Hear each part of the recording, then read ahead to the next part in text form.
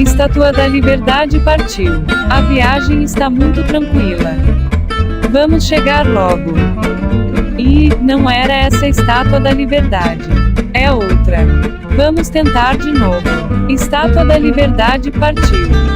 Parece que agora estamos indo na direção certa. Chegamos. Agora sim, vamos começar.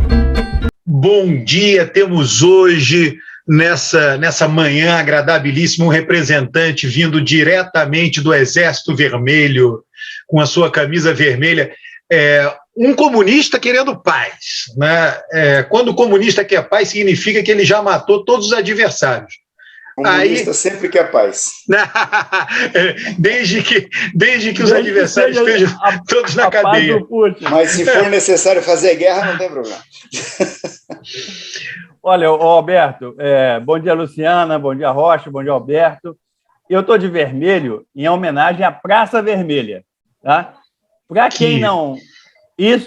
São duas homenagens que eu estou de vermelho hoje. A Praça Vermelha, para quem não sabe, vermelho em russo é Krasnaya. E Krasnaya, ela é uma palavra que serve para vermelho e para bonita. Então, a Praça Vermelha também é chamada de Praça Bonita. E esse nome foi dado no século XVII. Tá? Então, o Alberto já acha que isso aqui é homenagem ao comunista. Não, é homenagem à Rússia antiga. Rapaz, tá? É muita erudição. Eu não consigo conviver com gente tão erudita assim, não. Porra! A outra homenagem é ao PSTU, né? Que são os trotskistas comunistas que estão aí lutando contra a guerra. Eu pensei que você fosse fazer homenagem ao PCO, pô. Não, ao PSTU. Você sabe que não sei se vocês já estiveram na Praça Vermelha, em Moscou, eu já estive lá, e ela tem de fato a coloração vermelha, né? O ambiente, por causa das pedras, das muralhas e tal, ele fica avermelhado mesmo. E aquela catedral, né? Que é catedral árabe, mourisca árabe, ela é vermelha também. Então você olha para a praça. Ela é colorida, né, Rocha? Mas assim, predomina o vermelho. Predomina o vermelho. Mas é muito bonito, viu? Um lugar assim que, se puder ir conhecer, vá, porque de fato é belíssimo, muito bonito. Estou torcendo para o Zelensky não atacar a Praça Vermelha. Rapaz, o Harari, né? Ele sem fazer isso já está tomando um couro, que está dando dó de ver. E os caras que chegaram perto disso apanharam mais do que cachorro sem dono. Foi o Napoleão, chegou bem próximo, né, da Praça Vermelha, e o Hitler chegaram ali a 30, 40 quilômetros do centro de Moscou. Né? Mas hoje a cúpula da catedral, mas não chegaram lá. Hoje em dia é comício, né, Rocha? Hoje é fácil chegar lá. Não, o que eu estou impressionado, tem um cara que eu sigo no Twitter que eu gosto muito, que é o Branko Milovic, mas ele está muito anti-Rússia, né? Assim, ele é um analista, etc. Mas nesse caso ele está pouco analista e fazendo campanha, né? Campanha anti-Rússia. Isso é generalizado, né, Alberto? Isso é generalizado. Mas ele é do leste, ele é do leste europeu, ele sabe o que os russos já fizeram lá. Eu acho que tem. Deixa antes de você falar. Eu acho que ele tem esse trauma aí. Não, só o outro que está bem anti também. Deixa eu só te contar uma história aqui. Aqui em Curitiba tem muito polonês. Né? Tem inclusive um bosque aqui, que é uma homenagem ao Papa que veio a Curitiba, que é o bosque polonês. Eu encontrei uma senhora ontem, senhorinha já de quase 80, quase 90 anos, e perguntei para ela: o que a senhora está achando dessa confusão aí lá? Aí ela olhou para mim e falou assim: olha, foram mexer com os russos. Com os russos a gente não mexe. É bruto, tudo bruto. Falou tudo. E tem um outro que também eu gosto de ver as coisas falando, mas também está super anti-Rússia, que é o Harari, né? Da 21 lições para o século XXI. O Harari tá. Eu li os livros dele, tem aqui atrás. É muito bom, é muito bom. Da posição dele. Agora, eu não sabia, né? Ele mobilizou lá a erudição dele, foi atrás, né? Kiev era muito mais desenvolvida que Moscou, né? Moscou cresceu como um centro cobrador de impostos de Kiev. É bem interessante isso. Moscou vem depois, Alberto. A coisa toda começa em Kiev. Aí, como era uma região muito conflagrada, certo? Uma parte da população ali de Kiev, que são os russos, né? E é tudo russo, mudou-se para mais distante, que é onde aparece Moscou, e dali se instalou.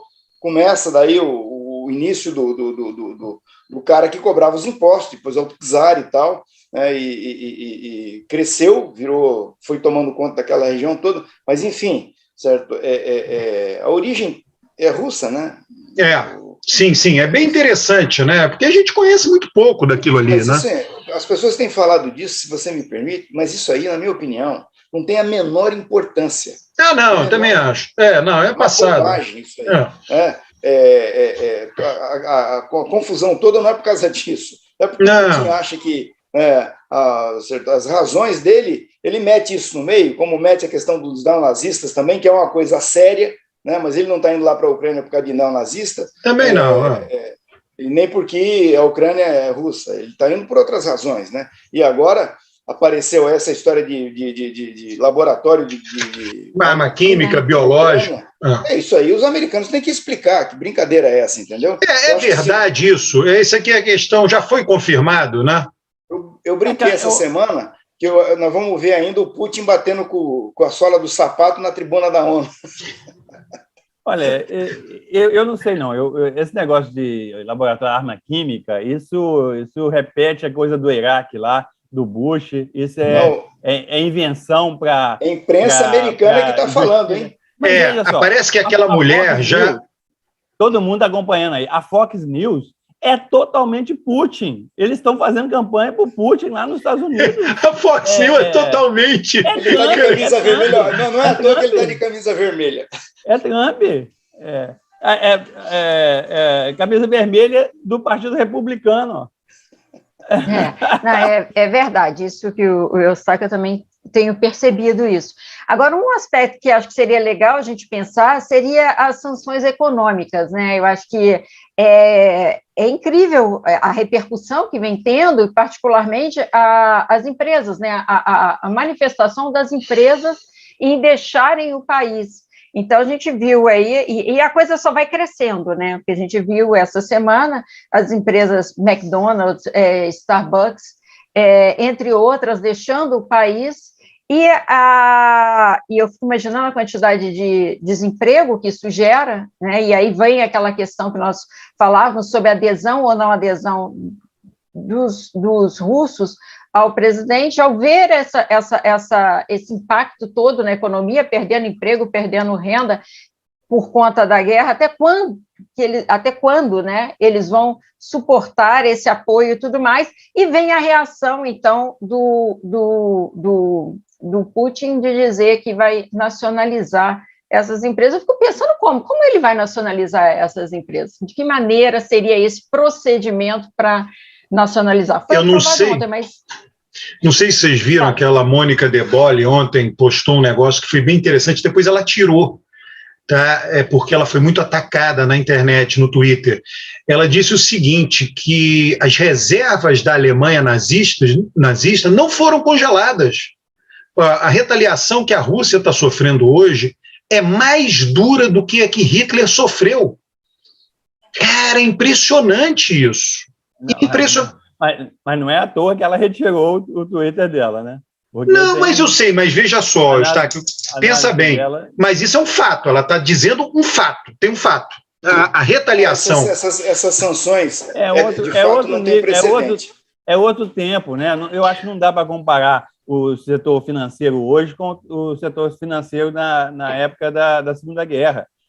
O nível de globalização, o nível de troca de coisas, de reservas, etc., é completamente diferente. Sabe o que eu acho? É descabido você fazer uma análise... Não, Eustáquio, nós sabemos, se você vai estudar a época, né, que o nazismo emergiu, em todos os países tinham partidos simpáticos ao nazismo, né? Chamberlain, na Inglaterra, namorou com Hitler, entendeu? Porque a Inglaterra, o buraco era mais embaixo.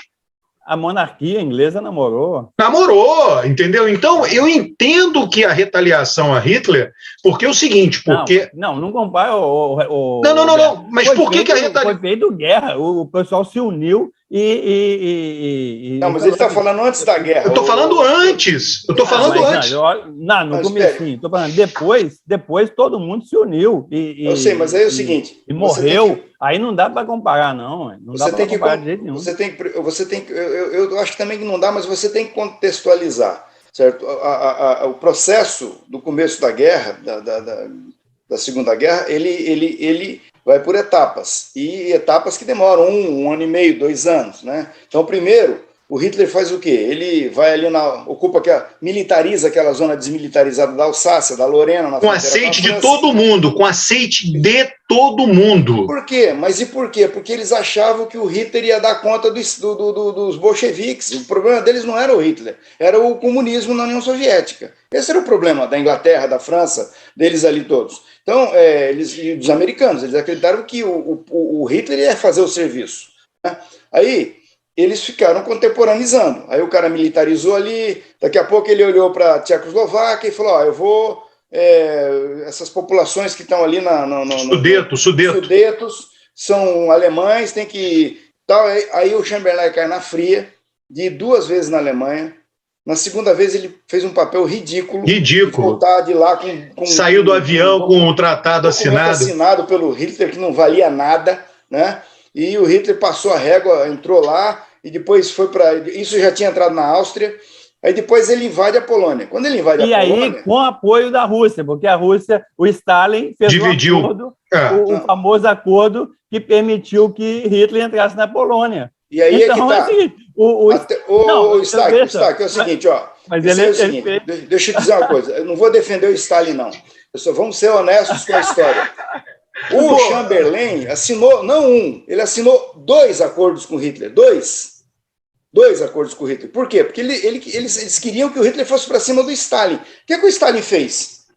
Diante dessa situação, foi lá e Stalin fez um acordo com o Hitler. Eu teria feito, você teria, qualquer um teria feito isso. Os caras estão querendo que o cara venha para cima de mim, eu vou pactuar a paz com o cara. Isso, então a gente tem que contextualizar, porque eu discordo desse negócio que o Alberto falou no início, que todo mundo pegou leve com o Hitler. Não.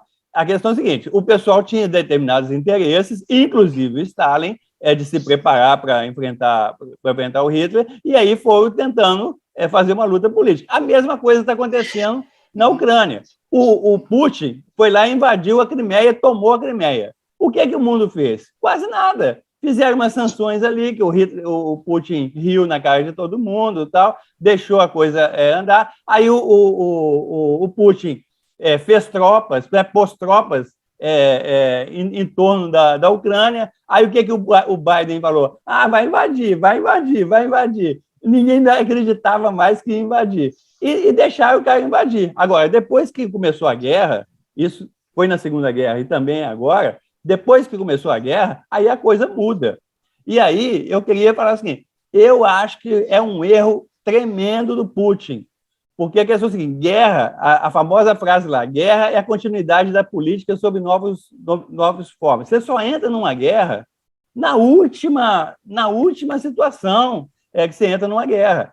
E o Putin considerou que o pessoal não ia reagir, que a Polônia não ia reagir, ia ter... eu acho que ele subestimou a reação, isso eu concordo. Seria fácil. O Putin está conseguindo transformar o Zelensky num herói mundial. Não é a mídia, não sei o que, não, é que as pessoas têm dó de um Davi enfrentando Golias. E o cara foi esperto, o cara é um ator, etc. Ele conseguiu galvanizar essa...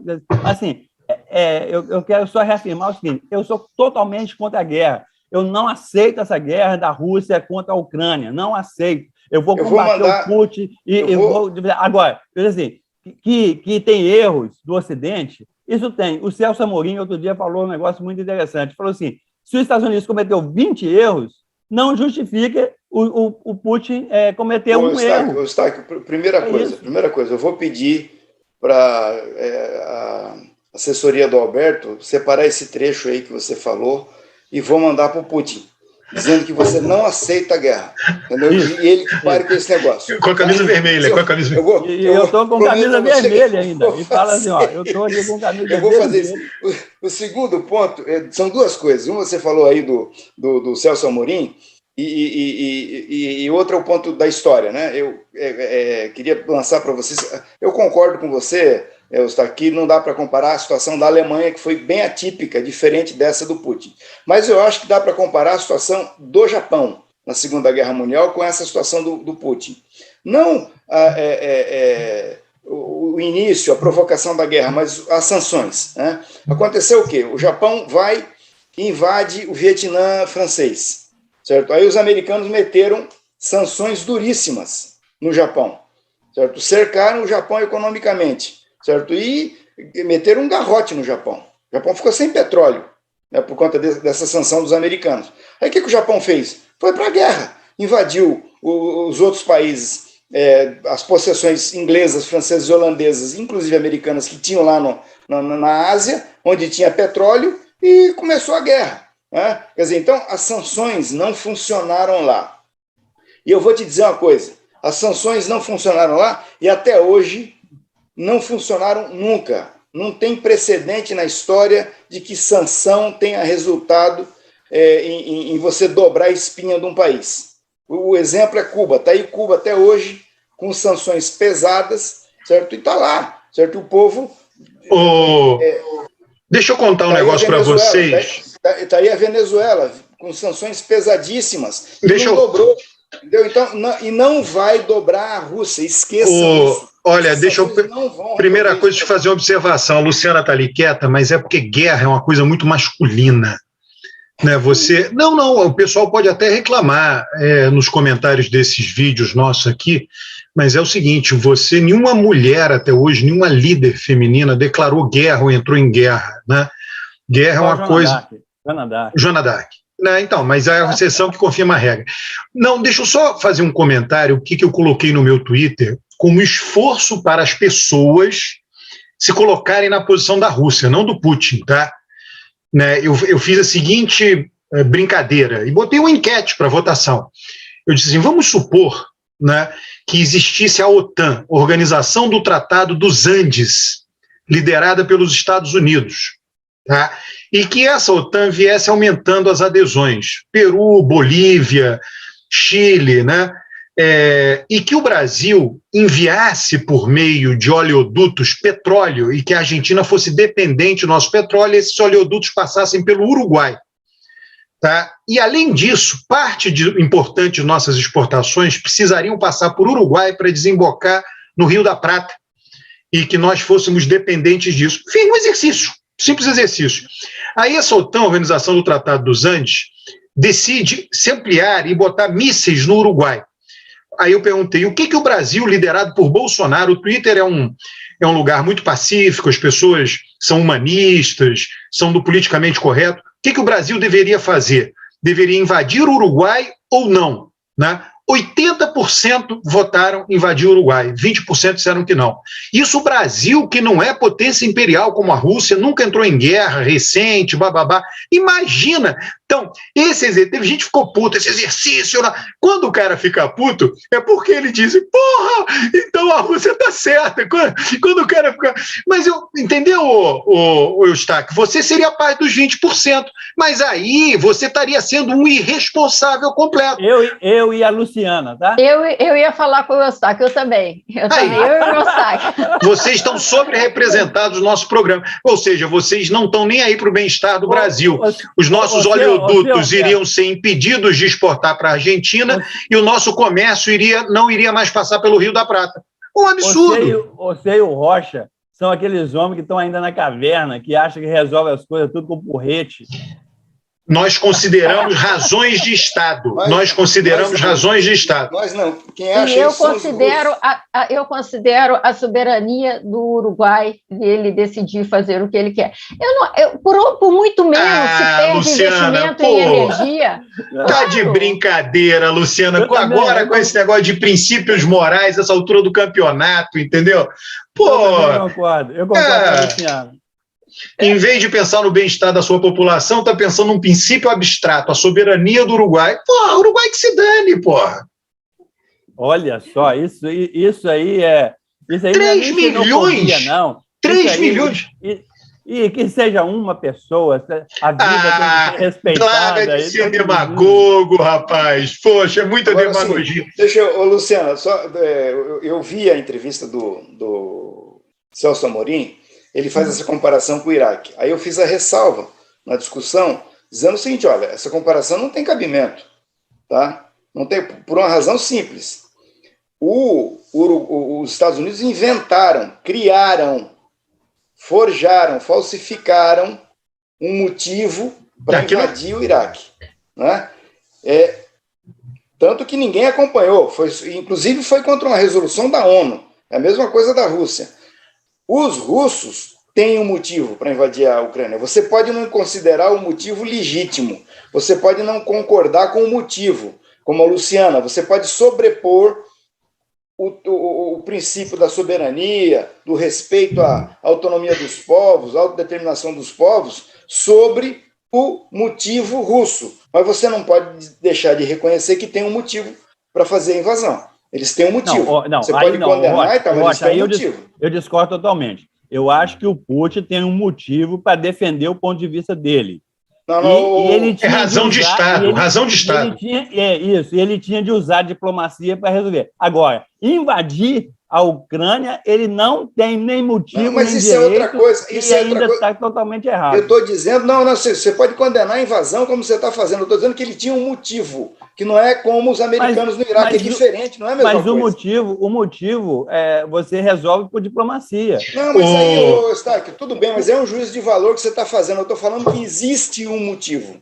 Não, olha, eu acho assim, coisa que não existia no Iraque. Eu acho o seguinte, o Bush filho invadiu o Iraque, eu acho que tem uma coisa muito a ver com a humilhação que o pai dele sofreu do Saddam Hussein. Então, assim, é uma guerra, esse é o imperialismo americano. É uma guerra freudiana, aí é mais ou menos nessa linha que o Alberto fala, e essa coisa que os Estados Unidos invade sem motivo, porque ele tem a força, ele quer manter a hegemonia dele. O Putin está fazendo isso porque o Putin está atrapalhando os negócios do filho dele lá na Ucrânia. Também é freudiano. Não tem nada a ver com o Biden. Eu acho o seguinte, o Putin pode ter 1000 motivos para defender o ponto de vista dele, mas ele não tem nenhum motivo para invadir a Ucrânia. Isso é um absurdo. Essa é a sua opinião. É a opinião do Xi Jinping. O Xi Jinping falou para ele, não pode invadir um país soberano. Isso é o Xi Jinping que falou. Agora, uma coisa que eu acho que ele perde mais a razão ainda, porque se a gente considerar que ele já tinha a Crimeia, que dava acesso por Mar Negro, ou seja, não era uma questão tanto geográfica e econômica, ele já tinha, recentemente, 2 semanas antes de iniciar a guerra propriamente dita, aquela parte Donbass. Exatamente, eu esqueci o nome do país que tem guerra, a Ucrânia. Aquela parte da Ucrânia que estava mais independente, que a Nova Rússia. Autodeclarou, a Nova Rússia, que se declarou autoindependente, que já fazia fronteira ali com a Rússia, então que já expandia a área de segurança deles, ou seja, ele já tinha tomado no bom sentido, sem um embate muito grande, uma parte relevante da Ucrânia. Eu acho que foi desnecessário, podia ter ficado por ali e não Mas, Luciana, o que você faz? Você sendo presidente de um país, né, vê o país que tem a maior fronteira seca com o seu, né, e que tem toda essa coisa, acesso ao mar, eu sei que você fez a ponderação da Crimeia, né, mas, vamos dizer, tem mais do que, tem gasodutos, né, a Ucrânia, né, os gasodutos passam por ela. Aí ela diz o seguinte, não, eu estou caminhando para entrar na OTAN. E você diz, não quero que você entre. Não, eu vou entrar. Não quero que você entre. Eu vou entrar. Não quero que você entre. Você espera até quando? A grande pergunta é o seguinte, a decisão de invadir a Ucrânia, né, tem a ver o seguinte, até quando eu espero eles avançarem nessa coisa de entrar na OTAN? Porque na hora que entrou, acabou. Eu não posso mais impedir. Você entendeu? Então, é uma linha fina. Então, Você está querendo dizer, então, que a Rússia ia invadir as repúblicas bálticas? Né, não, aí são 3 países. Não, elas entraram na OTAN. As repúblicas bálticas entraram na OTAN. A Rússia não estava nem a vir. Tem nem aí. Isso que você está falando é uma espécie de maquiavelismo. Realismo. Não, é realismo. Contemporâneo. Você tem que respeitar a decisão soberana dos espaços. Eu concordo que é o seguinte. Cara, Eustáquio, que a Rússia tinha uma reivindicação. Eu sou contra, só para dizer o seguinte, eu sou contra a Ucrânia entrar na OTAN, tá? Para deixar claro. Eu sou contra essa expansão da OTAN.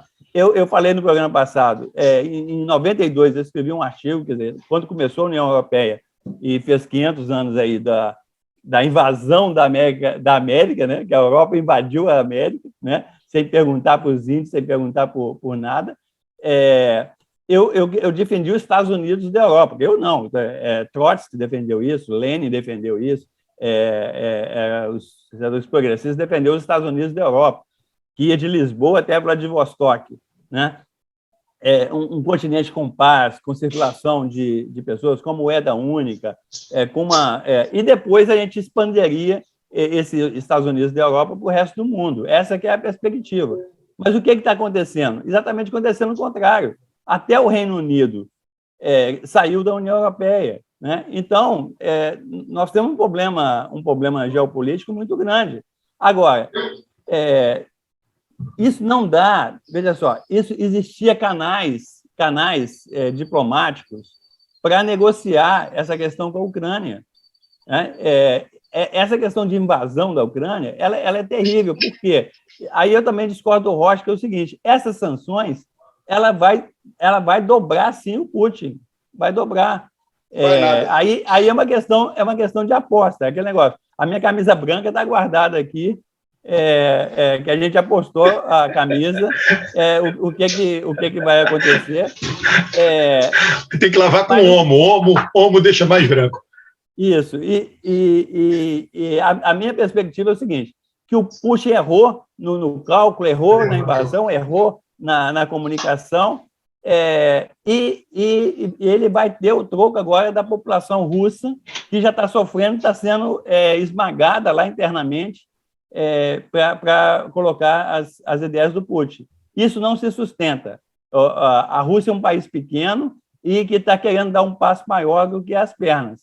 E o Putin vai ser cobrado internamente na Rússia. Minha camisa está guardada aqui. Se acontecer outra coisa, eu dou minha camisa para o Rocha. Eu estou me esforçando para não fazer isso que o Stacco fez, que é fazer uma análise dando opinião do que deveria ser. Né?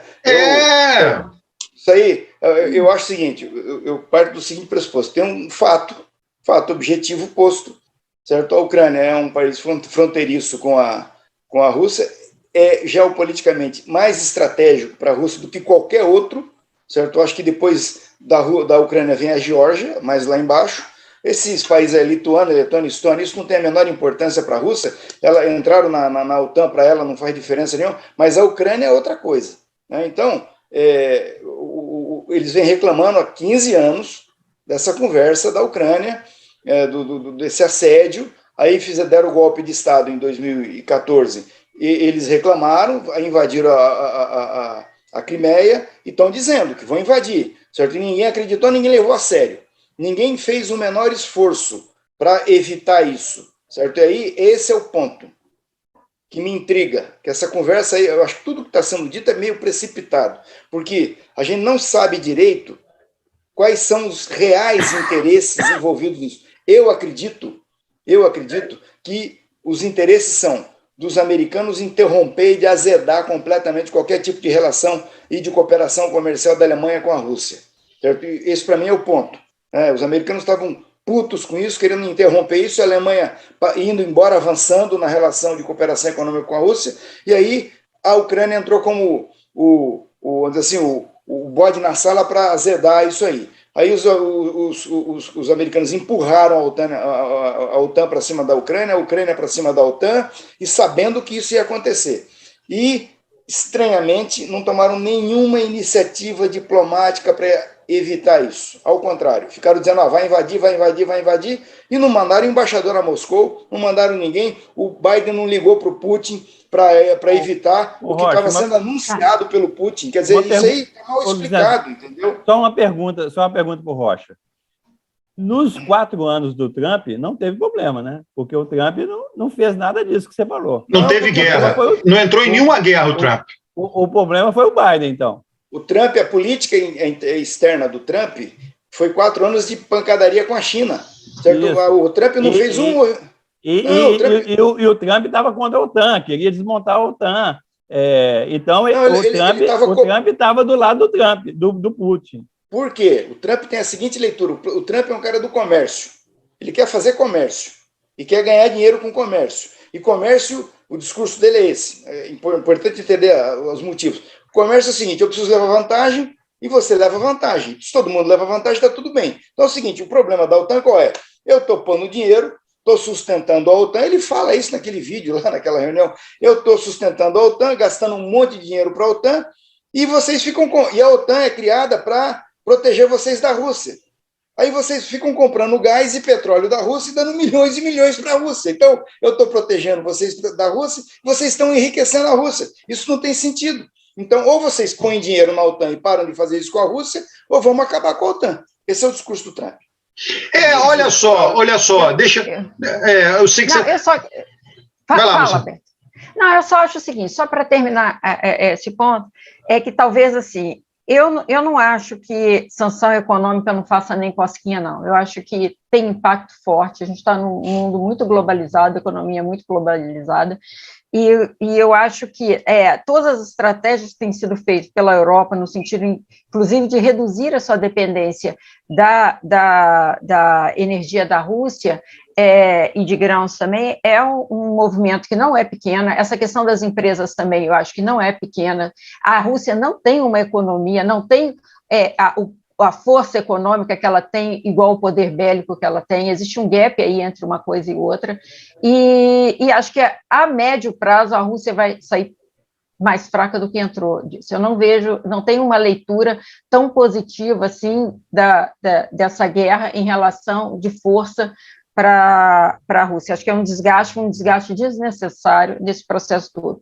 E uma coisa que, de fato, essa leitura, eu não consigo entender essa leitura, é porque a leitura é mais pró-Rússia, toda parte do princípio que a decisão de entrar na OTAN, como se ela tivesse sido feita uma coisa dos Estados Unidos impondo a Ucrânia, e como se não fosse uma coisa que nascesse da população ucraniana. E aí, se é imposta mesmo, então tudo bem. Agora, se nasce da população ucraniana, que direito é esse que o que a Rússia tem? Só um pouquinho esse negócio aqui, quando eu falo, às vezes ele começa, no meu telefone, ele começa a falar.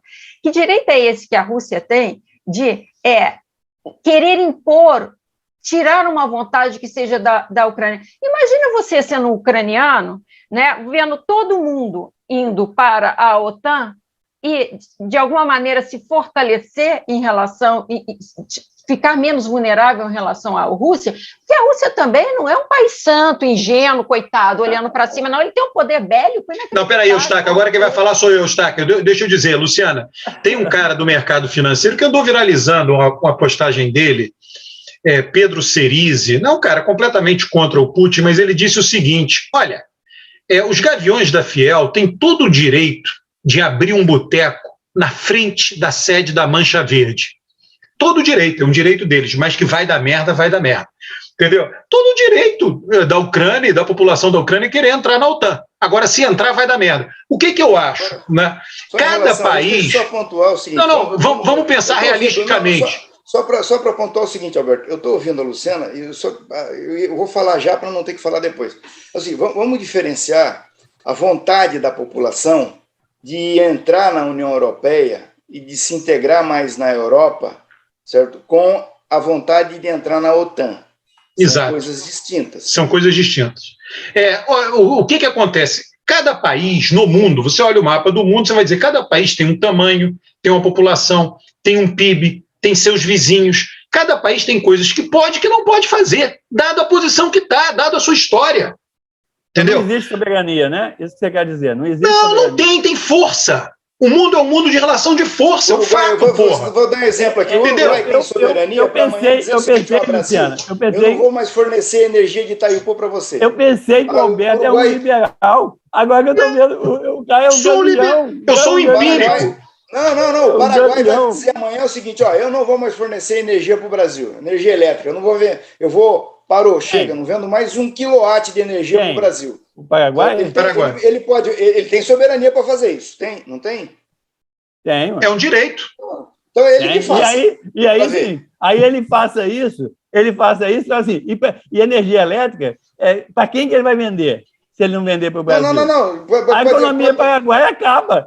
Vamos supor que apareça. Não, vamos supor que apareça alguém que compre a energia dele. Quem? Não importa, alguém que compre. Aí é o seguinte, ele vai parar. O Brasil vai fazer o quê? Vai cruzar o braço e vai ficar olhando? Não, é claro, não vai invadir, não. Não vai invadir, não. Não vai invadir. Cara, eu só estou dizendo o seguinte: cada país tem coisas que pode, que não pode fazer, tem limites de ação. Dada a sua história, dada seus vizinhos, tem limites. O Brasil tem limites para o que ele pode fazer, a Rússia tem limites, a Ucrânia tem limites, os Estados Unidos tem limites, todo mundo tem limite. Eu acho que essa discussão já esvaziou. Não, olha só, vocês viram. Só para pegar o caso de Itaipu para dar exemplo. Quando foi feito Itaipu, a Argentina foi contra. Não sei se vocês lembram disso. Por quê? Se o Brasil abrir Itaipu de uma vez, inunda a Argentina. Tá? Então, é como se fosse uma bomba atômica. Itaipu é uma bomba atômica para a Argentina. A Argentina foi contra. Ela protestou. Ela fez tudo, foi em todos os fóruns.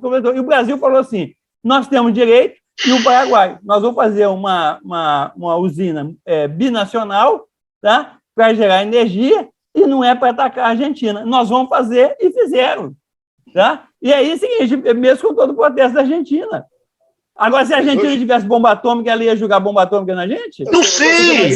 Ela não tinha força de impedir Itaipu. Esse é o ponto, cara. Não tinha direito. O Uruguai também não tinha direito. Se tivesse força, teria impedido. Isso é um absurdo. Eu só queria colocar mais... Pois é isso, que mundo que nós estamos, esse é o ponto, porque é isso que eu senti, a sensação que eu tenho dessa guerra da Rússia, sabe? Porque assim, você tem, a gente está acostumado a ver a Índia com toda uma, a China com toda uma estratégia de desafiar a hegemonia norte-americana, mas através de soft power, sabe? Então, assim, eu achava que a gente já tinha superado esse momento de uma guerra em busca da hegemonia a partir da guerra propriamente dita. Porque, assim, se você pegar no campo de guerra, as coisas estão acontecendo como se acontecia há muito tempo atrás, se matando como se matando, numa época de que você tem tecnologia, que tem economia, que você pode punir das mais diversas maneiras. Tudo bem, Luciana, mas como é que você explica a existência da OTAN? Para quê? Pois é. Desde que existe. Então vamos fazer uma coisa, vamos acabar com a OTAN. Então vamos acabar também com a ameaça da Rússia com todo o seu arsenal bélico. Porque aí também, por que vai ficar? Então vamos acabar de todo mundo. Isso já diminuiu o arsenal nuclear. O arsenal nuclear vem diminuindo. Não, mas se vocês não acabam com a OTAN, eu tenho que... Porque então, quem vai dar o primeiro? Alguém tem que dar o primeiro passo. Está sendo dado, os passos estão sendo dados, Luciano. O arsenal nuclear existente no mundo despencou. As armas nucleares foram desativadas. Hoje é menos da metade do que era assim que acabou a União Soviética. Menos da metade. Mas dá para destruir 16 vezes o planeta. Sim, eu sei. Uma estação orbital, entendeu? Sim. É um processo isso. Agora, a OTAN perdeu o sentido. A OTAN, quando você olha a OTAN, você diz, era para deter o comunismo acabou. Não só o comunismo acabou, como o país que sustentava o comunismo se desmilinguiu completamente. Porra, qual o sentido da OTAN? É o seguinte, eu vim aqui preparado para combater o Rocha, agora eu vou ter de combater o Alberto. Aqui, você tem que cara, vocês viram o que aconteceu na universidade? O mais belicista aqui é o Alberto, sempre foi. Não, eu não sou. Eu sou um homem de paz. Aquele cara liberal, ele é igual o Guedes, aquele cara liberal que defende o mercado, mas depois implanta controle de preço. Não, nada disso. Vocês viram o que aconteceu na Universidade de Chicago agora? Porra, um dos maiores especialistas mundiais, já coroa, velhinho, John Meschmeyer, né? Porra, o cara que lá atrás deu uma palestra explicando, ó, esse negócio de entrar na OTAN não vai dar certo, a Rússia não quer isso. Os alunos da Universidade de Chicago fazendo campanha para o cancelamento de John Meschmeyer. Que é isso? Que é isso? Que coisa ridícula. O cara é um professor analítico, Você viu, fazendo causa e consequência. Você viu a entrevista? Não, tem americanos se manifestando, vários americanos se manifestando sobre isso, e nessa linha aí, e teve um general americano agora que foi dar entrevista lá, quase que matou do coração a entrevistadora, que ele falou assim, isso aí é um absurdo, certo? A Ucrânia não avisado, não tinha que entrar na OTAN, e outra coisa, é uma questão de dias, certo? A derrota da Ucrânia está dada, não tem discussão, esse negócio de resistência é besteira, certo? Isso aí não... Aí o cara, não, mas está tendo... não é isso, os russos estão sendo muito elegantes, certo? A guerra atrasou no começo, porque eles foram muito elegantes, muito mais elegantes do que nós lá na invasão do Iraque. É o Trump falando. Se eles tivessem adotado a nossa postura em relação ao que nós fizemos no Iraque, essa guerra já tinha acabado, não acabou porque eles estão tendo muito cuidado com as populações civis. Então o cara deu uma entrevista e falou assim, e é o seguinte, nós temos que parar com esse negócio de colocar países na OTAN, que isso aí não tem cabimento. Então, o cara, assim, quando a pessoa vai falar... Esse cara aí é o Braga Neto dos Estados Unidos. Agora, eu queria voltar na questão das sanções. Eu queria voltar na questão das sanções. Eu quero dizer o seguinte, eu não acredito em sanção. Eu não acredito nisso. Eu não acredito... Isso, na minha opinião, não vai funcionar. Você acredita em guerra, né? Você acredita em guerra. Não, também não acredito em guerra, acho que a guerra não tinha que ter acontecido, nada disso tinha que ter acontecido, certo? Agora, acho que o caminho para resolver a guerra não é, primeiro, mandando arma para a Ucrânia. Não vai resolver porque a Ucrânia vai perder a guerra, já perdeu, né? Só vai aumentar o número de mortos, de confusão lá, esse negócio de mandar arma para lá. Segundo, ao invés de sanção, os Estados Unidos devia estar fazendo um esforço monumental para trazer a Rússia, porque ele é o cara mais forte. Ele que fala mais grosso, trazer a Rússia para a mesa de negociação e acabar com isso, né? Mas isso não interessa para eles, porque o que eles querem é alimentar a OTAN, né? Então eles não vão fazer isso. Quem tem que fazer isso é a França, a Alemanha, a China, a Turquia. Estão lá com aquela confusão em volta deles e estão se esforçando. Os americanos vão perder protagonismo nessa brincadeira. Essas sanções não vão funcionar. Isso aí é o seguinte, eu vou dizer, a médio prazo, a Luciana tem razão, vai dar problema, e a curto prazo vai dar problema na economia russa, certo? Só que nós estamos falando de um povo que está acostumado com isso, certo? Não só em período de guerra. Quando começou a desmontar a União Soviética, eles passaram por um período de escassez de alimentação, de produtos absurdo, brutal. Eles são preparados para isso. E a Luciana perguntou como é que faz para nacionalizar. É simples. Você manda a tua tropa lá, manda os diretores da empresa embora e toma conta da empresa. E bota russo para botar... E mantém os empregos. Funciona assim. Entendeu? E não paga nada, porque apesar de ser um regime capitalista, eles vão tomar e não vão nem indenizar. Porque o que os caras estão? Os caras estão indo embora. Estão indo embora, estão deixando a fábrica aqui, eu vou tomar conta da fábrica, a fábrica vai continuar funcionando, vai gerar os mesmos empregos, eu vou produzir o mesmo produto, não vai ter lá a marca do McDonald's, mas o sanduba vai sair. O que acontece, eu não sei qual é o estatuto jurídico disso tudo aí, né, Rocha? Como é que é assim, toda... Você falou dos aviões. Os aviões, assim, não, é guerra. Né? Guerra pode tudo. Guerra pode tudo. Guerra você tira o direito, que é a força, entendeu? Então, você falou dos aviões. Política é força. Clausewitz, política é força. 500 aviões. As empresas russas vinham pagando regularmente a prestação do leasing, certo? Aí o Ocidente unilateralmente decreta uma sanção. As empresas não conseguem mais pagar. Não é que não querem pagar, não conseguem mais pagar. Não estão pagando porque não conseguem pagar. As aeronaves estão lá. Quem é que vai lá buscar as aeronaves? Vai pedir para o Zelensky ir lá buscar as aeronaves? Os caras vão lá, acabou, estão aqui, nós vamos usar. Ah, mas não tem peça, não tem peça. Olha, é o seguinte, esse negócio de peça de avião, eu aprendi uma coisa. Você vai na oficina da esquina, no torneiro da esquina, leva a peça velha quebrada para ele, ele te entrega uma nova. Isso rigorosamente funciona. Assim, você está rindo porque é o seguinte, você, lógico, tem que ter o INPI. É engenharia, é assim. Tem engenharia, claro, tem que ter engenharia. E os russos não têm engenharia? Tem, a engenharia é fortíssima. Por favor, os caras têm bomba atômica, colocam gente no espaço, não tem engenharia para fazer uma peça de avião. Não, engenharia, isso aí é a coisa mais fácil que tem. Claro. Então, deixa eu te contar uma história uma vez. O Teotônio dos Santos, todo mundo conhece, que é o cara que fez um dos pais da teoria da dependência. Ele é mineiro, foi inclusive candidato a governador de Minas tal, e foi dar aula lá no CDPLAR. E aí, um dia, eu encontrei com ele na livraria que vendia lá da Escola de Economia da UFMG, e aí encontrei com ele pegando o livro do Gorbachev, Perestroika, tá? E aí eu, Tônio, tudo bom? Tá, não sei o quê, o que você achou desse livro? Aí ele falou assim, esse Gorbachev está errado, que a Rússia é um poder, a União Soviética, né? A União Soviética é um poderio.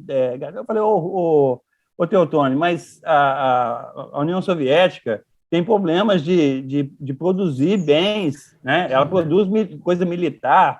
Aí ele falou, isso produzir bem a gente compra ali no mercado. O problema são a força espacial, a força atômica e tal. A União Soviética é um poder, ela vai dominar o mundo, não sei o que e tal. Aí, 3-4 anos, a União Soviética desmoronou completamente. Então, Rocha, se a União Soviética, que tinha 300 milhões de habitantes, que tinha um poderio danado, não conseguiu, os russos não vão conseguir. Você agora está parecendo o Teotônio. Você agora está parecendo o Teotônio. O Ocidente vai dominar o mundo. Então, só esclarecer, só falando sério. Eu concordo com o Rocha, que é o seguinte, os Estados Unidos cometeram 1000 erros incríveis. Por exemplo, esse ano está fazendo 50 anos da aliança do Nixon com a China. Isso foi uma jogada de mestre que os Estados Unidos fez. Isolou a União Soviética, atraiu a China e possibilitou um avanço danado do próprio Estados Unidos e do mundo. Agora, os Estados Unidos, nos últimos 20, 30 anos, só tem feito merda. Essa questão da expansão da OTAN, eu acho que é um erro. E o que os Estados Unidos fez? Jogou a Rússia nos braços da China. E isso aí muda toda a correlação, entendeu? Então, assim, muita coisa que está acontecendo de errado no mundo se deve a essas políticas erradas dos Estados Unidos. Eu concordo com isso. Eu vou contar uma historinha. A única coisa que eu discordo, tanto do Rocha como do Alberto, é que é o seguinte, não justifica a guerra. A guerra tem que ser combatida em qualquer situação. É isso que eu estou falando. Só para completar o exemplo, eu tenho no meu escritório uma empresa que faz peças, uma empresa de alta tecnologia que produz peças, material e tal, essas coisas. Produziu essa peça aí que é o Eustáquio. O Eustáquio é uma peça, cara. Chegou um cara lá na empresa desse meu cliente e falou, ô Rocha, você pode dar um pulo aqui? Aí eu fui. Cheguei lá e falou, chegou um cara aqui, o cara trouxe uma peça, que é uma peça grande assim. Eu falei assim, essa peça é uma peça de um avião. O cara quer que eu faça essa peça. Eu falei, e daí, você consegue fazer? Não, conseguir fazer eu consigo. Agora, não tem como certificar isso aí. Eu vou fazer, vou entregar para o cara. E eu falei, não, então não faça isso, porque se você fizer o avião cai. É um problema no avião, eu perguntar onde já fizeram a peça, você está morto, entendeu? Aí o cara que achava que ia fazer, ele ia fazer a peça. Eu digo, não faça isso, porque você não está certificado para fazer isso, mas faz a peça. Então, é o seguinte, os russos vão fazer tudo, desde de sanduíche até peça, eles vão fazer. Eles vão montar uma economia de guerra, emergencial, e vão fazer para suportar até conseguir fazer o acordo com o Zelensky e resolver o problema da guerra. Pode. Agora, não se engane, os chineses vão dar apoio para os russos por baixo dos panos, certo? Isso é outra coisa que eu questiono também, Rocha. Eu não acho que haja uma sobreposição tão grande de interesses econômicos e mesmo da geopolítica entre a Rússia e a China. Eu tenho minhas dúvidas também em relação a isso. eu não concordo muito que vai dessa Estados Unidos, que por causa do antipolo Estados Unidos, que vai haver uma sobreposição grande de interesses entre os dois. Talvez o desafio da hegemonia seja a única coisa mais ou menos próxima e tudo mais, porque eu acho que a China, eu acho que a China tinha uma estratégia de imposição e de busca dessa hegemonia de uma maneira muito diferente da Rússia, entende? Então, assim, a mim me parece que a China interessa a paz, a China não interessa essa situação de guerra, pela situação da economia dela e da como ela vinha, e da estratégia política dela de dominação, ela interessa a paz. Ela perde muito com essa guerra também. Então, assim, eu não sei assim, até que ponto há uma sobreposição de interesse entre os dois. Eu desconfio um pouco. Ô, Rocha, peraí, deixa eu só comentar, porque eu queria pegar aí o nosso amigo Camisa Vermelha aí. Ele falou aí da União Soviética. Eu procurei na internet, eu fui do mesmo departamento do professor José Augusto Drummond. Hoje ele está na UNB, e eu saí da universidade, né? E ele... me contava uma história quando ele estudou nos Estados Unidos, fez doutorado. Naquela época não tinha internet, nada, então eu não achei o vídeo por isso. Mas ele foi num case de administração de empresas, que foi o estabelecimento do primeiro McDonald's na Praça Vermelha. Quando acabou o comunismo, colocaram... Foi uma questão nacional, de ordem nacional. Por quê? Porque era proibido na União Soviética vender mapas. A população não tinha mapas do país, né? Então, o McDonald's ele teve que negociar com o Politburo, enfim, com o secretário-geral do Partido Comunista, né, que estava ali, aquilo se reestruturando, né, tudo aquilo acabando, mas teve que pedir permissão para os militares para que os caminhões que iriam fornecer as matérias-primas, os caminhoneiros que iriam fornecer as matérias-primas do McDonald's na Praça Vermelha, pudessem ter mapas para entrar em Moscou, porque eles vinham lá com as batatas, sei lá de onde, e eles tinham que saber chegar no McDonald's na Praça Vermelha. E ninguém tinha mapa. A população não tinha mapa, era uma questão de segurança nacional, cara.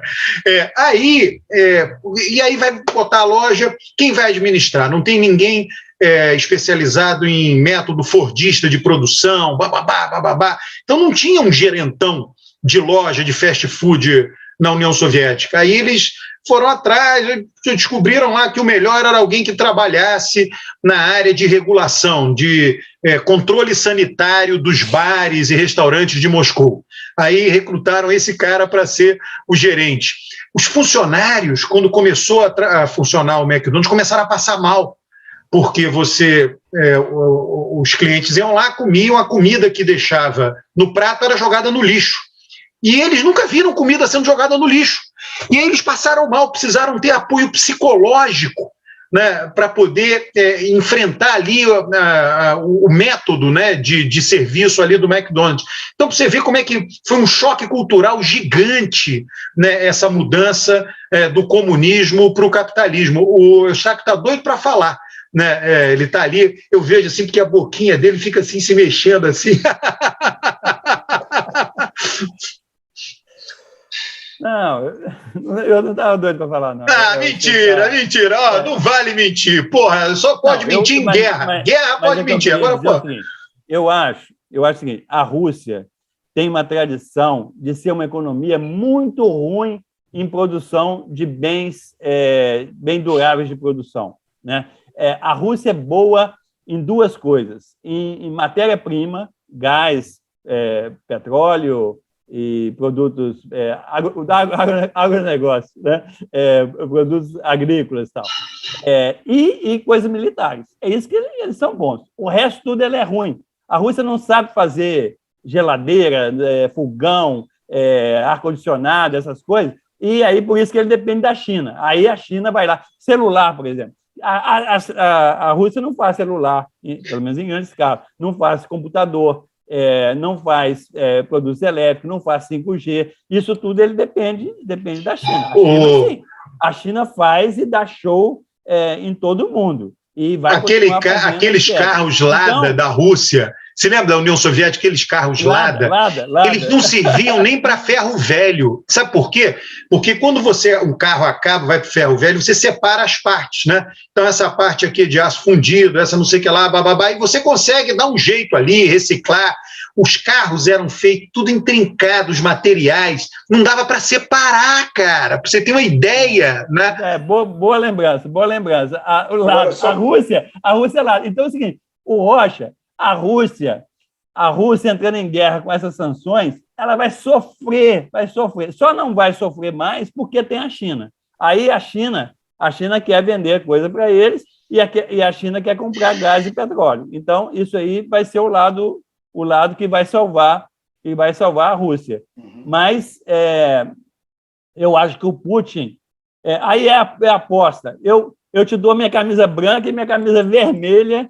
Vai ficar pelado. Vai andar, daqui a pouco ele vai fazer a aposta que vai andar nu na lagoa, rapaz. Ele vai ficar sem roupa. Ô, Rocha, eu já passo para você... vai aquecer muito nos próximos anos.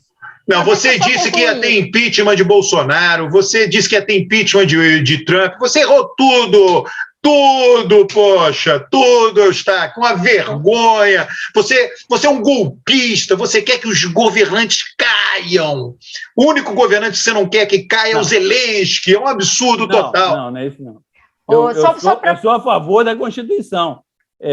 A Constituição permite fazer o impeachment do Bolsonaro. Eu defendo. Eu não fico aí defendendo o Bolsonaro. Não, você disse que ia acontecer. Você disse que ia acontecer. Não deu. Eu errei. Mas, então, do Putin, você está nesse caminho. O mundo está pior. Muito pior do que eu imaginei. Agora, para fazer uma homenagem ao escritor russo, que é o Dostoiévski fala o seguinte, que a vida é como um trem. Não, nós estamos num trem, tá? E se a vida fosse uma passagem, se Deus existisse e se eu me encontrasse com Deus, eu devolveria a passagem. Dostoiévski escreveu isso no século XIX. Porra, cara, nós estamos no Vagão Restaurante, porra. Na hora que terminar o programa, eu quero que você pegue essa camisa, dobre e coloque numa caixinha. Eu vou ficar com a sua roupa, viu? Fala, Luciano. Não, eu só queria dizer o seguinte, que justamente por essa economia que o Eustáquio definiu, né, essa diferença de economia entre a Rússia e a China, que serviu a minha fala. Na verdade, a minha fala...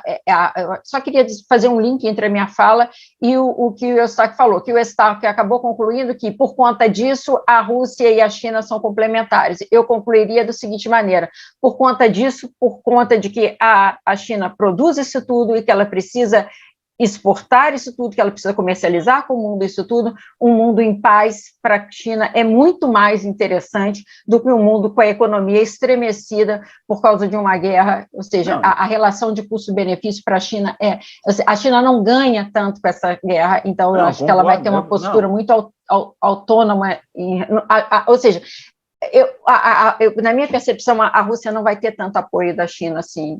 Olha aqui, agora vem cá, vamos derivar para o assunto dos combustíveis no Brasil. Aumento de 20% na gasolina, fila em posto de gasolina, há muito tempo eu não via isso. Só para fechar esse tema aqui da China, é o seguinte, nós temos que entender que, de fato, que a Luciana fala da China para o mundo é verdade e a guerra atrapalha isso, né? Inclusive as sanções, porque as empresas chinesas que se fornecerem para a Rússia vão ter problema. Então, eles vão ter que fazer uma engenharia lá para ajudar a Rússia, né? Agora, temos que pensar o seguinte, a Rússia hoje é um parceiro da China de alto coturno, tá? Porque eles têm um projeto, que é um projeto um projeto monumental de restauração da Eurásia. Isso vem sendo trabalhado já há alguns anos. Eles estão conversando isso, os chineses têm uma paciência absurda, mas eles estão fazendo isso, estão trabalhando para resolver os problemas com o Paquistão, com a Índia, costurando isso, porque isso aí, para dar certo, precisa ter paz, precisa ter convivência, cooperação comercial, mas esse é um projeto monumental, certo? É um projeto feito para deslocar o eixo econômico do mundo, da Europa para lá. Certo? Essa guerra, ela produz alterações, isso nós não sabemos quais serão, tá? Mas eu penso que ela não vai atrapalhar, ela não vai fazer retroceder, talvez, inclusive, apresse, né, esse nível de cooperação. Agora, a guerra vai acabar logo. Essa guerra vai acabar logo. A Ucrânia está derrotada. Eles começaram a conversar, os embaixadores agora começaram a conversar. Certo? Os ucranianos estão assim desesperados para dizer, olha, tudo bem, a gente não entra na OTAN, libera Donbás, a gente fica neutro e vamos parar com esse negócio. Tá? Eles agora estão nesse ponto, porque a pinça, né? A pinça já está fechando as duas pontas. Os russos vão abraçar Kiev e abraçar o leste inteiro da Ucrânia. Eles já perderam a guerra. Sabe? Então, não, a guerra está ganha. Agora, e o nosso combustível? Então, e a guerra do combustível? Você vai ter uma herança dessa guerra muito complicada, né? Eu acho que as negociações diplomáticas do pós-guerra serão muito duras, né, porque vão ter que tira a sanção da Rússia, o que a Rússia vai dar? Putin não pode ser completamente humilhado, os líderes europeus sabem disso, o chanceler da Alemanha sabe disso, o Macron, que vai ser reeleito, sabe disso, por mais que os Estados Unidos queiram humilhar completamente Putin, isso não será possível, o Putin vai ter que ganhar alguma coisa, né, nas negociações, né? E o que sobrou para a periferia, nós aqui, né, foi um aumento brutal dos combustíveis, aumento esse que nem retrata, inclusive, o crescimento do preço internacional, né? E é difícil, Rocha, eu sei que você tem essa visão mais fechada, mais autárquica da Petrobras, mas é difícil você não dar aumento. Né? Se você não der aumento, se você não der aumento, o que vai acontecer? Vai faltar combustível. Esse aqui é o problema. Sim. Em relação a nós temos agora sim, em relação à Petrobras, né, hoje nós temos uma situação confortável para analisar esse problema. Nós temos dois modelos de gestão da gasolina na questão da Petrobras. Um modelo que era nos governos Fernando Henrique, Lula e Dilma. E o que foi implantado a partir do governo Temer e Bolsonaro, que é o quê? Atrelar o preço do combustível ao dólar, o preço da commodity internacional, e não permitir nenhum tipo de interferência governamental nessa relação.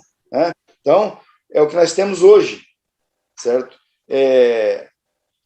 Eu acho que isso está errado, entendeu? Está errado, porque aí a Petrobras está sendo tratada como se fosse uma empresa privada, né? Que o que importa para ela é o desempenho dela, o lucro e a sociedade que se exploda. Né? Então, podemos pensar numa Petrobras desse jeito? Podemos, está aí. Né? Funciona, está aí, está funcionando. As pessoas estão pagando gasolina mais cara, mas ela está tendo lucros bilionários, está muito bem e tal. Ela tinha tanto lucro quanto nos governos anteriores, mas com viés de servir a sociedade. Né? O petróleo é um negócio estratégico em qualquer país do mundo. Ele não pode ser visto como um produto, como um sanduíche. Esse é o ponto. Rocha, eu sempre, quando alguém me diz que o petróleo é estratégico, eu sempre penso assim, o Google é estratégico. Eu, em vez de ter uma empresa estatal de... Não, mas assim, eu vou dizer assim, eu acho que eu, em vez de ter uma empresa estatal de petróleo, eu preferia ter uma grande empresa privada de tecnologia. O Brasil até tem a TOTUS, né? Eu preferia que o governo brasileiro apoiasse por meio de financiamento, P&D, ciência e tecnologia, uma empresa privada na ponta da economia do que uma empresa estatal numa commodity. Qual é a incompatibilidade? Pô, é que não tem dinheiro para tudo, né, Rocha? A incompatibilidade é essa. Não tem energia para tudo. Roberto, o governo não põe dinheiro na Petrobras. Não, mas assim, energia, dedicação. Eu não vejo nada de estratégico ter uma empresa de petróleo estatal. Se você me dissesse é estratégico ter uma empresa de energia solar estatal, eu ia começar a pensar que você tem razão. Tá? Perfeito. Mas de petróleo, não, porra. Você tinha que. Você entendeu? Roberto, é o seguinte: o que aconteceu? Nos governos Fernando Henrique, no final já, aí depois vem o Lula e a Dilma, a Petrobras, a partir da descoberta do pré-sal, a Petrobras começa a ser olhada como uma empresa de energia, não como uma empresa de petróleo. Inclusive aqui no Paraná, na Itaipu, andaram fazendo pesquisa para motor de carro elétrico. Né? Isso aí é uma maroteira, é uma doidice olhando para os interesses dos americanos e tal. Eles não querem nunca que a gente tenha esse tipo de coisa, mas andaram fuçando isso aqui, né? Então, olhando a Petrobras como uma empresa de energia. O problema é que vem o governo Temer, transformam a Petrobras numa empresa de petróleo só, ela deixou de ser uma empresa de energia, que está errado, né? Que está errado. Acabaram com a ideia do fundo soberano, né? Através do qual você poderia, por exemplo, financiar uma empresa de tecnologia, como você está falando aí, porque isso aí tem que ter muito dinheiro, o Estado tem que enfiar dinheiro pesado para ter essa empresa de tecnologia que você está falando. Esse Google não veio não brotou da iniciativa privada. Isso aí teve eu sei, mas você tem que gastar os seus melhores recursos em coisas assim, não em coisas que estão passando, entendeu, Rocha? Não sei, eu acho que existe um mito. Assim, nós temos um modelo da Noruega. A Noruega pegou o fundo do petróleo e fez um monte de coisa com ele. Por que nós não podemos fazer isso? Transformar a Petrobras numa empresa de energia e ela é lucrativa, gera dividendos porque o Estado é acionista para os cofres da União. Por que não pega esse dinheiro e não faz investimentos nessa área que você está falando? Assim, é um problema de decisão política, não é questão ideológica de tem que ser estatal, tem que ser privada. Eu acho que se for privada, nós vamos privatizar a Petrobras e não vamos ter uma empresa de tecnologia. Não vamos. Entendeu? Porque para um governo fazer isso que você está falando, tem que ter uma postura muito soberana. E um governo que tem uma postura soberana não vai aceitar privatizar a Petrobras. Eu preferia muito mais uma Embraer poderosa do que uma Petrobras poderosa, você entende? Eu queria conquistar o mundo, né, numa faixa de vender aviões, ter a melhor empresa mundial na venda de aviões, que ela ia dar filhotes. A Bombardier, por exemplo, ela começou, né, vendendo aviões, faz jet ski. Né? E esses jet ski, não sei o que lá, é tudo da Bombardier, os motores são todos da Bombardier. É assim que um país gera de vida. Pessoal, a gente já está estourando todos os horários aí, hein? Tem só de falar de preço de alimento, viu? Fala aí, você e Luciana encerram aí. Hoje o programa foi basicamente o do Rocha. Rocha, aliás, vencendo, né? Porque guerra excita comunista. Comunista adora guerra. Paz excita comunista. Tá aí a China. A Luciana também falou, China precisa de paz. Não é comunista a China. Porra, cara, quem precisa de paz é capitalista, porra. O capitalismo precisa de paz. Não é comunista porque os chineses conseguiram entender que você só chega no socialismo através do capitalismo. É a porta, é o caminho para chegar no socialismo. Quando você faz uma IPO de uma empresa, a Bolsa de Valores, não tem nada mais socialista do que uma IPO de uma empresa.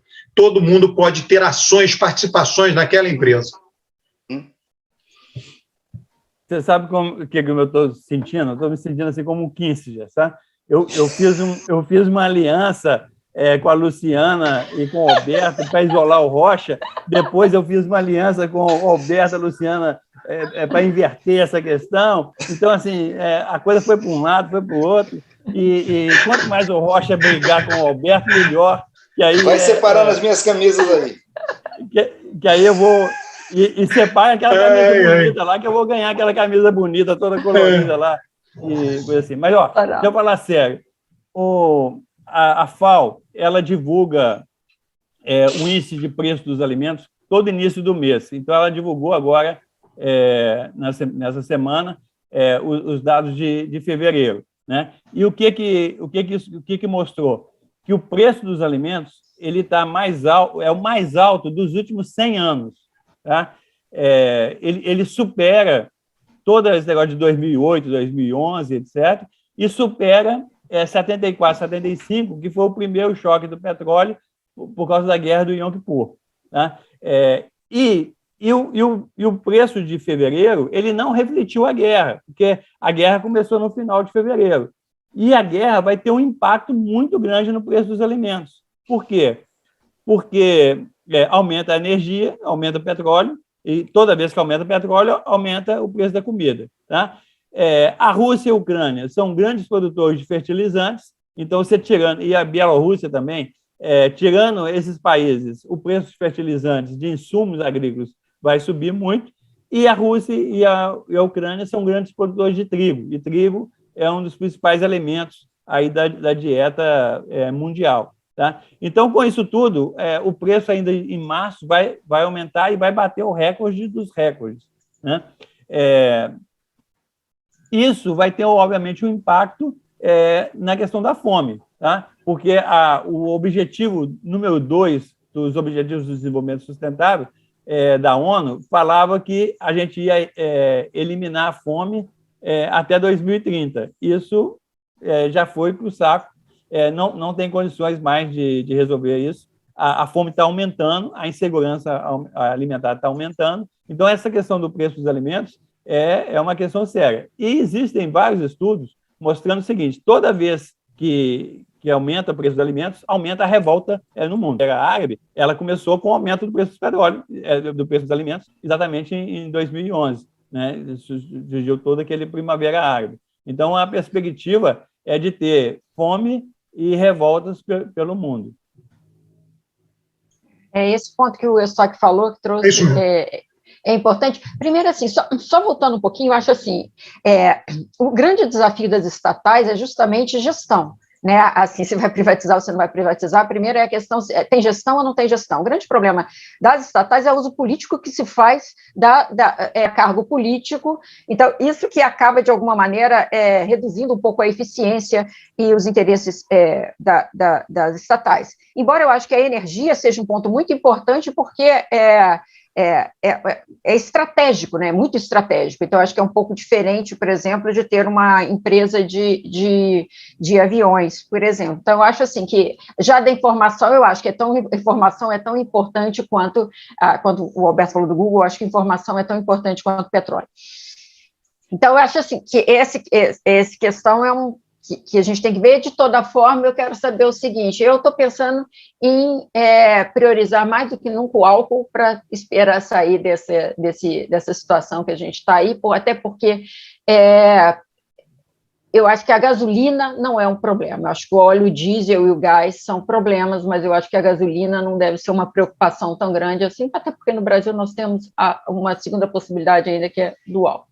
Agora, para carro de passeio, né? Então, focar a parte da economia que é mais importante. Eu concordo com o Eustáquio quando ele chama atenção para o alimento. O alimento é muito importante, tem que olhar para essa questão do alimento, porque o preço já está muito caro. A gente já entra, o preço no Brasil, embora no mundo inteiro esteja aumentando, né? O Eustáquio, como você falou, essa minha experiência recente na Espanha, o preço da comida, ainda que lá seja em euro, estava mais barato do que o preço da comida nos supermercados aqui do Brasil. Então, a gente já entra com o preço da comida muito caro nessa guerra, nessa situação toda, vindo da pandemia, ou que está antes, então, e onera muito a inflação, né? A gente já está esperando aí uma inflação de 1,5% para os próximos meses, talvez recorde em relação a 95, se isso acontecesse. Já hoje a gente tem uma inflação que já bate recorde,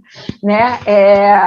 Desde 2015, saindo acima de 1% ao ano. 10,54%, está na principal notícia do UOL hoje. Exatamente. Então, assim, é isso que a gente está, um desequilíbrio da economia aí, o bater da borboleta, como chega aqui. Obrigado. Pedimos desculpa aos nossos, eu assumo aqui, pedimos desculpa porque a Luciana está falando menos, mas o motivo é esse: guerra é um assunto, infelizmente, mais masculino do que feminino. Tá? Porque guerra é violência. Thatcher não está aqui para ouvir de falar isso. Não, mas, cara, ali foi uma guerra pacífica, foi um torpedo que resolveu a guerra, aquele que afundou o general Belgrano. Mas, então, o seguinte, nós vamos, no programa seguinte, nós vamos falar de guerra, não, nós vamos falar de paz. Aí a Luciana fala o programa inteiro. O que acontece? O que acontece? Guerra, a violência, depende da testosterona, né?